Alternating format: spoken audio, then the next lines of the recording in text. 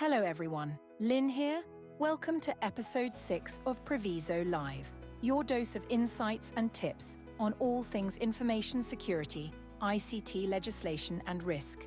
Brought to you by Priviso Consulting. Hello all, Stephen here. I hope you all had a wonderful week. This week, we discuss the cyber kill chain. It sounds awfully ominous, doesn't it, Stephen? It does, but it is actually a framework that describes the approach used by hackers to attack organizations. Of course, it is not the only model. We will discuss many approaches during the podcast. In particular, in later episodes, we will compare the cyber kill chain with the MITRE framework, as they have similarities. Lockheed Martin developed the cyber kill chain in 2011, adapting the military kill chain to the cyber environment. It is not perfect, of course, but it provides insight into attackers' approaches. If you are not familiar with the cyber kill chain, we will explain it using a metaphor: an individual attacking a castle.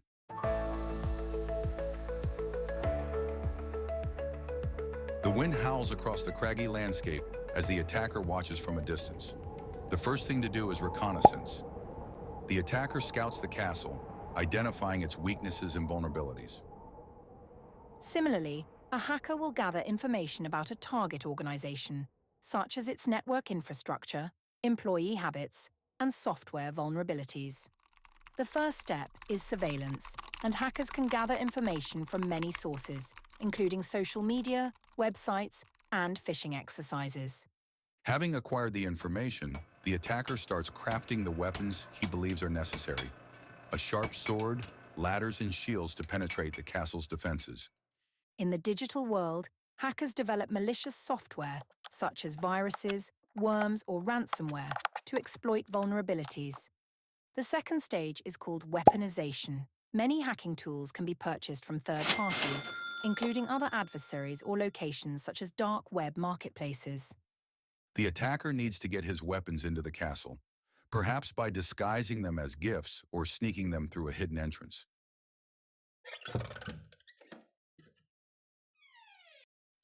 Hackers use various techniques to deliver malicious payloads, such as phishing emails, infected websites, or USB drives. I knew a consulting company that would drop infected, in quotes, USB drives in organizations as a training exercise. It measured staff's willingness to plug a random USB into their computer. This phase, referred to as delivery, is the first overt action against the victim. It often entails activity against individuals, such as phishing or exploitation of vulnerabilities in the infrastructure.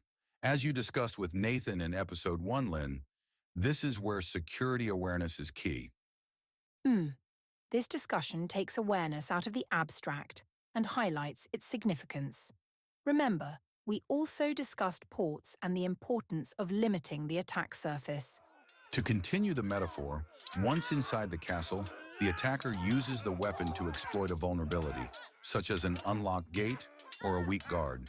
In this phase, known as exploitation, hackers leverage vulnerabilities in software or system configurations to gain unauthorized access to target systems. A common technique at this time is elevating the privileges they have to extend their capabilities and simplify their intended activities.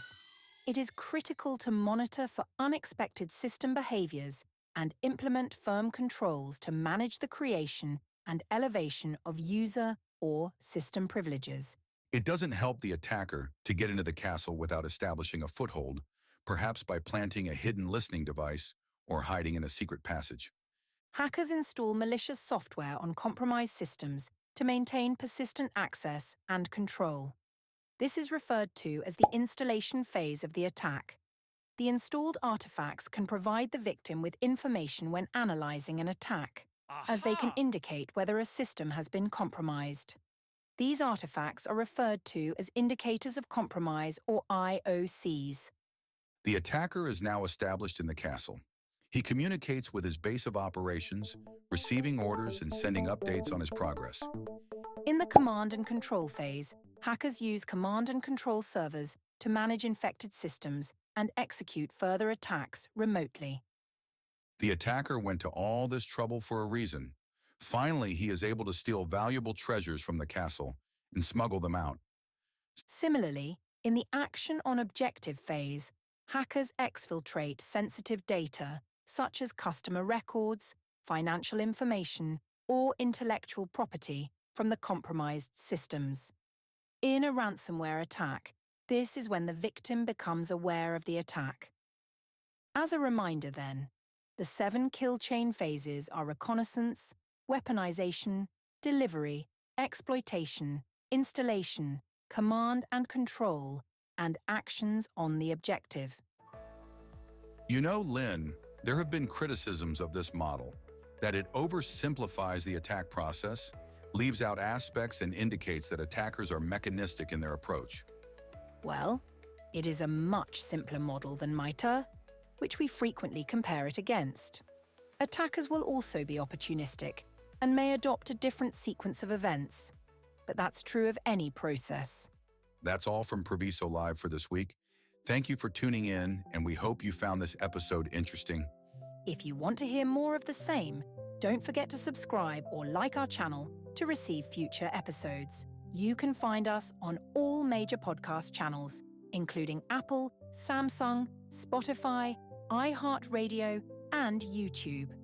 As always, this is sponsored by Priviso Consulting, your partner when trust matters. Until next week, stay safe.